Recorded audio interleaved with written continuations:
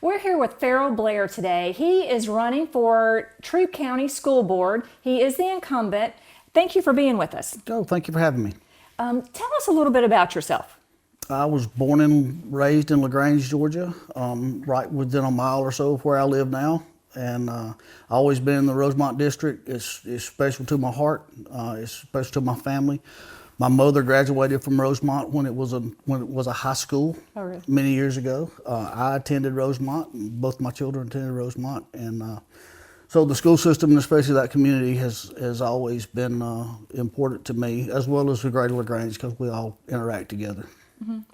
Tell us a little bit about your experience. What led you to run for school board, and what's been your experience the last 4 years? I got snookered. No, I'm joking. Many of y'all know and remember late Kurt Hancock now. Was a good friend of mine and had been for many years. Our sons are still best friends and still communicate. And he and I, for many years before he decided to run, we had started eating lunch and discussing politics. And we started out like everybody does, discussing national and international politics. And we've soon come to realize that, okay, there's nothing we can do about that. So as much as we would like to, you just don't have, an individual just doesn't have the kind of impact. And so we started talking about local governments, and we discussed different things, and then and how neither of us ever wanted to run for political office. But then he decided to run, and I gave him a hard time about it. But he was the right person at the right time that came on the school board with his skill sets. And then when he decided to retire, he came to me, and I saw the impact that he had, and I felt like that I could have a similar impact in a different way. I'm no Kurt Hancock, don't claim to be, but I do bring some skills to the table that I think have been useful to the school system. So that's kind of how it got started. In the past 4 years, I've really come to learn, and I think that's of the utmost importance. The school system is very complex, and everybody thinks they have the right answer, as did I and Kirk when we first went on. We think you have the answers. It's just not that easy. It's a huge ship, and trying to change directions is very difficult, and you have so many complex issues coming from the federal government, the state government, and the needs of the kids, are so varied, and we want to meet the need of every child in Troup County, and that's difficult when you got 12,000 plus, and all their needs vary. But that's our goal. Mm-hmm. And there's over 800 students, 800 certified teachers. That's right. In the system, over 12,300 students right now. That's right. And 1,900 employees. So it's one of the largest employers in the county. Second largest. And so what has been your experience as far as overseeing all of that? And we have our superintendent has turned in his resignation. That's right. And so what is the process now for hiring the new superintendent? We are in the process right now. We are along in the process. It didn't just start. We chose to go with an outside headhunter firm, and they have experience, they have relationships with school districts and superintendents all over the nation. They were actually involved in the process when they hired Brian. I wasn't there then, when the previous board hired Brian. And they came in and they take us through some exercises that really brings out what we're looking for, easier than we could verbalize or write that ourselves. It also involved groups of parents, teachers, business leaders, community leaders from every community that we could think of in Troup County, and they have had input on that. Of course, it's our decision to make, but we value what they're looking for, and the problems that they think we have or they know we have, and the things that we're doing right as well, and the things they want to see in a new superintendent. So that's impactful to us, because it's important that everybody buys in. I think we are in a much better place than we were 4 years ago. I feel certain that we will attract some highly qualified candidates, because we're in a better situation. We've kind of got the ship turned now. We just need to start picking up some speed. So that's great. So do you expect excellence in the school system? And if so, how do you measure it? And how do we bring about excellence? Okay, I'm not a former educator. I don't come from an education background, and my metric is a bit different than most. Test scores are important. It's a measuring tool. It's not the be all end all. Right. Graduation rates are important. They're not the be all end all. For me, the metric is something that's very hard to measure because I want to see where a student is 10 years after they graduate and see how successful they are. They can be a great reader in third grade, but if we don't teach them those life skills, they're not going to be, or they could be falling behind in third grade and still be exceptional, have exceptional success after they get out in the workforce. So that's the metric that I'm looking for, and it's really hard to quantify. Right. That information just doesn't exist. Well, and that kind of goes to my next question is, how do you challenge each student? Because we have parents that are at much different education levels. Mm-hmm. So, and I'm a strong believer, it's highly important parent involvement. And student success a lot of times depends on parent involvement. Mm-hmm. So how do you challenge, and our teachers, I hear a lot of times you have to teach to the middle, mm-hmm. So, and that's important as we need to make sure everybody learns. But how do you challenge everyone? That's so unfortunate because we do have 12,000 students and we can't have 12,000 different lesson plans for every student. So yes, at some point you have to figure out what's the best for the most. But teachers, the way you challenge is it's in the classroom. It's not from our level. It's the teachers building relationships with the families, the students and the families, and being able to figure out, because every child, I got 2 children. They are challenged in completely different ways. And in a teacher with 20, 25 students in there, they've got 20 different ways they've got a challenge. That can't be a part of a curriculum. The curriculum is important, that it adheres to certain standards and that it's consumable and it works. But the most important thing is the teacher in the classroom building that relationship with that student and understanding that student and understanding the challenge that student may be facing outside of school. And you're right, parent involvement is so important. And we have that on all levels. We have parents that are probably a little bit too involved, a little bit helicopter parents. We have parents that aren't concerned enough. And we have a lot of parents that would love to do more. They just honestly don't have the time or the ability or the resources to do. So that's balancing all of that. You're balancing all that. There's not a mom out there that don't love her baby and want to see her baby do well. But sometimes her challenges may be different than others, and that's where I would love for us to welcome kids at the door in the morning and see them home in the afternoon, and them go and we'll provide a great education, and them go to a loving, healthy, profitable, environment at home. And then we see them again the next morning. But that's not the world we live in. We have to provide that kid an education, we've got to go in and figure out ways to help that kid outside of the classroom as well, so that they can learn when they're in their classroom. Okay. And that's something people just don't get. Yeah. But when you see it in real life, it's just a fact. Oh, definitely. So I'm going to have 2 follow-up questions to this. So. Okay. One, as far as challenging kids and knowing that, we have so many different talents mm-hmm. Within our the children in our community. What is your opinion on charter schools? Which charter school? And that's kind of the thing. So a charter school, it could be focused on a lot of different things. Yeah. And I don't know the legalities around the charter schools, but they're, and this is, I'm just throwing something out here. No, that's fine. Yeah. So what if you had a charter school that followed somewhat of a Montessori, where it's more hands-on for those students that just don't, they don't enjoy the book, and being in a seat all day, is if you had somewhere it was more, outside, exploratory, critical thinking, building with your hands. I don't know, but what is your opinion on looking at totally different options for some students? I'm all open for that, and we've done a lot of that. That's our whole mantra is a place for every kid, and that's one thing that Dr. Schumacher brought here. And it recognizes that every child, every student is not the same and doesn't have the same.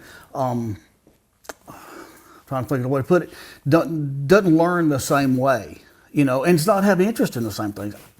I did pretty good in school, but I didn't like sitting in the classroom, and so those kids really appeal to me and I want to provide for them, and we do. We have work study programs. We're pushing ag programs down in the middle school. We're pushing the career programs. Actually down into the elementary school. In the career program, we're starting Discovery in the elementary school now, where kids can be exposed to, because you think most children anywhere, no matter what their parents do or where they live, they're really only exposed to a very few number of careers. And they don't realize, a lot of times they get in high school and just nothing has really piqued their interest and inspired their passion. And so we want to do that. And the younger we can do that, the better. It doesn't, whether it's artists, whether it's building, whether it's, theater or, camera guys, sound guys, we need those people. And actually, that's a great opportunity right here in the state of Georgia. There's movies been filmed here, more than anywhere else. Right.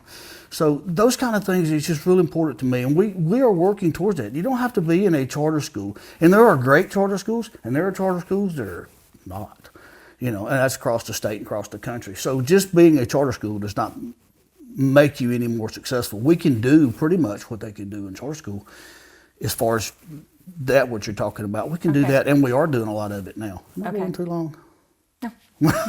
and actually, I think that our school system is so important, and I think that this election for our school board is so important that I'm actually going to go over it and ask you some additional questions. Sure. Because our school system affects everything in this county. Mm-hmm. Our people are our community. And our youth is what makes up the future of our community. And if we are not pouring into our youth, if we're not making sure that we have the right people leading our school board, leading our teachers, and collaborating, then we're not going to reach the full potential of our community and help our students all reach their full potential. So I'm going to go a little longer, so we're getting the time. So we're gonna put 6 more minutes in here and ask some more questions. So, what do you think about collaboration? So to really get to excellence in our community, to be able to do everything the school system needs, you're really not capable. No. I hate to say that, it's been worked on for a long time, Sure. And there needs to be more. So what is your opinion on collaboration, and what is needed from the community? We have great resources, which makes us in discussing with our headhunters, they've recognized we have great resources here. We've got the Callaway Foundation, we've got a great community in schools program, and they just do amazing work. And there are a lot of other community organizations that pour in the schools. There's church organizations, there's community and civic organizations that do a lot in our schools. They help us a lot. The county and the city help us a lot. And one thing we've really worked hard for in the past 4 years is to have a seat at their table on other things too for the city and the county. Used to, a lot of things got voted on and passed and then was handed to the school board and said, okay, either you can vote this down and everybody loses, or you can take it like it is. And now we've worked hard to be able to negotiate what's best for our students in the earlier processes of things, so that we can have an input and we can get that feedback. We also need, as a school system, we need to go into the communities. That's hard to do, but if we can send, and individuals do it, there are schools that do it, there are sports programs that do it, there are different people that go into the community from our schools. As a school system, we need to work at doing that more, because if we pour into them, they'll pour that back into us. So we've got to show them that we love them and care about them where they are, and then they'll come to our house and and help us. What do you see? What has happened over the last 4 years that you have experience with, and what would you like to see happen of specific collaboration between the school board, the Troup County government, the city of Hogansville, city of West Point, city of LaGrange, and the Economic Development Authority? What kind of collaboration is there, and what would you like to see? I'll start in reverse order. The Development Authority, I think, does a great job of bringing in people and qualifying those people that they really reach out to and seek, because they want community-oriented companies that come in here. You know, we have some great companies here in Troup County that, you know, Kia, obviously, they do a lot. Duracell, I'm going to leave some out, so forgive me. I'm leaving some out. But we have a lot that pour into us in the community, and they were sought after by the Development Authority, and I think they do a great job on getting those people in here that want to be community minded. As far as the county and the cities, one thing we need is we have a problem with truancy. It has gotten worse since COVID, obviously. People deal with it in the workforce too. Right. It's become a problem, and the problem lies in the structure of how we have to go about it. I'm gonna get in the weeds, but I'm gonna try not to. I'm gonna try to get. No. I mean, what specific help do you need? Well, we're working on it. We have to come up with a system that is consumable for the court system. That we in our reporting, we need to use good judgment. Right, you know, if a parent takes the kids on a 2-week vacation across the United States, I'm all for it. More power to them. As a school board member, we don't need to be sending that mama a letter from the court. Yeah. You know, but at the same time, when you have a child that's missed, we don't need to have children missing 30, 40 days before we take some more stronger deterrents for the parents, because at that point, that child's already missed out. Right. That child's missed 30, 40 days of school. They're not going to recover from that. Right. You know, so we have to figure out a way that we can use good judgment and still be functional and effective, because we don't have the authority really to punish, only the courts do, to do anything with the parents. And there's not many third graders that get to decide whether they're going to go to school or not on their own. Right. That's their parents, you know, and so only thing, we don't want to punish the children.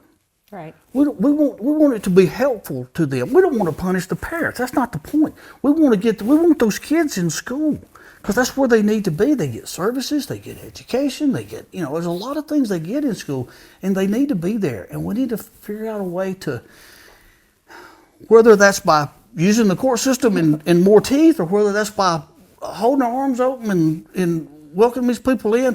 Whatever we need to do, we need to figure out how to get more kids in school. Okay, that's important. Yeah. And to know the difference. Are they in an educational environment when they're not in school? So are they, you know, are they learning while they're out, you know, in doing some kind of experience that would be good, you know, to allow, or, you know, just, you know, not.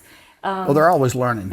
Yeah. Oh, yeah. That's what are they learning? That is very true. That's right. Our children, they're watching. You know, accountability. They're learning what they can and can't do. Mm-hmm. I'm going to ask you one more question, and then we'll wrap up.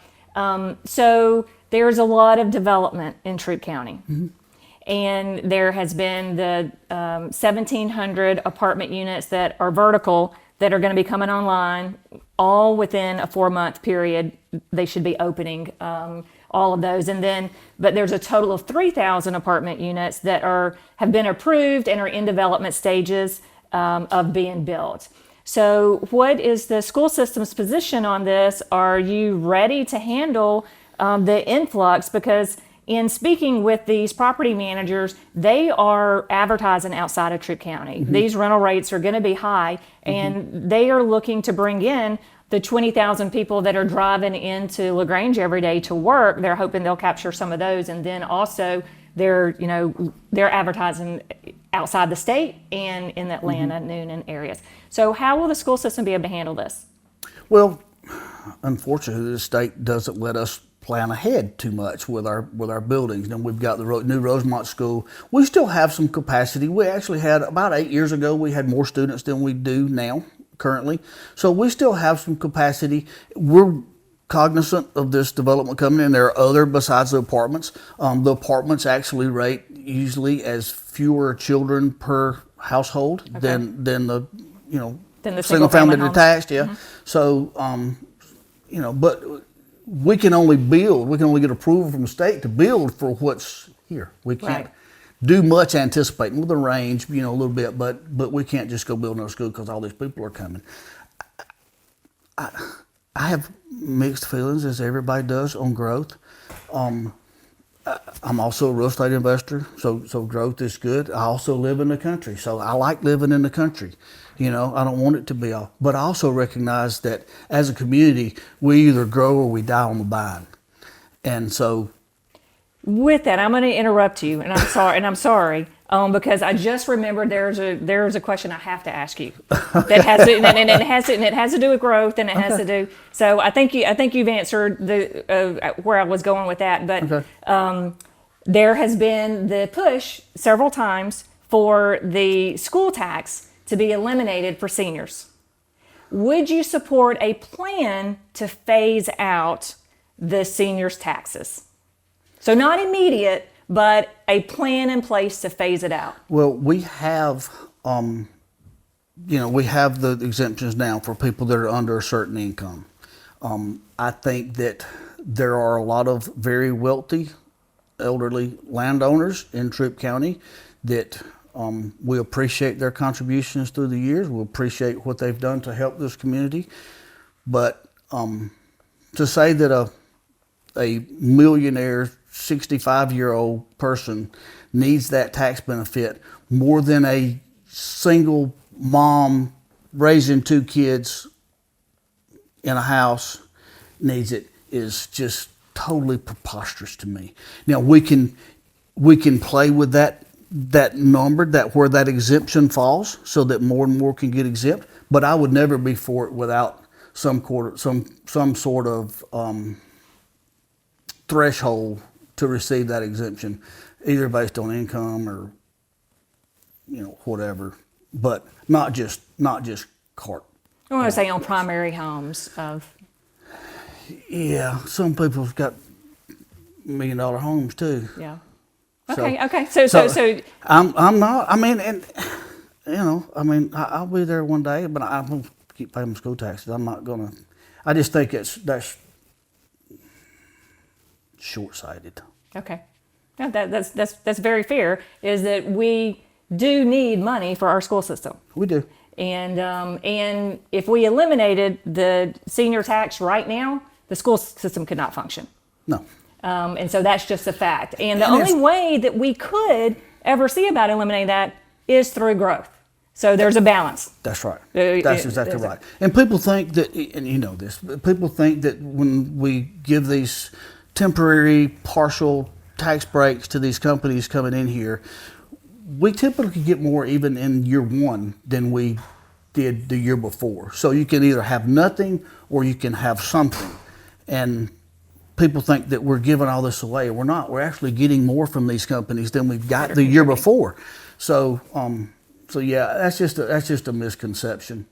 And yes, we have to have money. And if there was any way, and everybody on the board member, I'm not authorized to speak for everyone. That's one thing we learned in class. We're not authorized to speak for everybody on the board, but I will speak for everybody on our board that if we could find a way that we could cut money and provide the same essential services to our students, we would do it in an absolute heartbeat. It's just not there in big chunks. It's just not there. Right. 80-something% of our budget is teacher salary.